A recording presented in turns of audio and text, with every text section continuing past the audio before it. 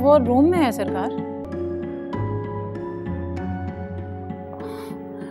बुखार है, सर्दी भी लग रही है, देखें तो कैसे कांप रही है।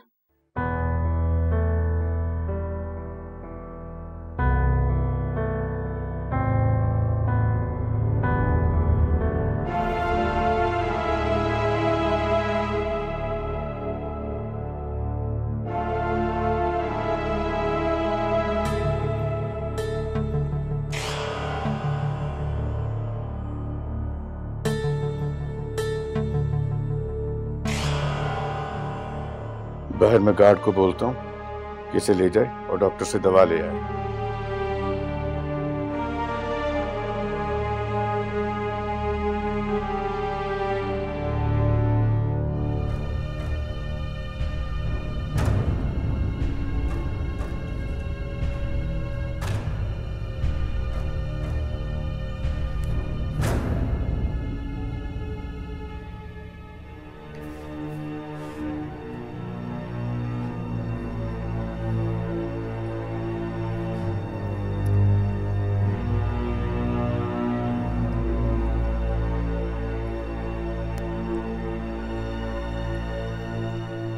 सलाम नहीं करोगी सरकार को?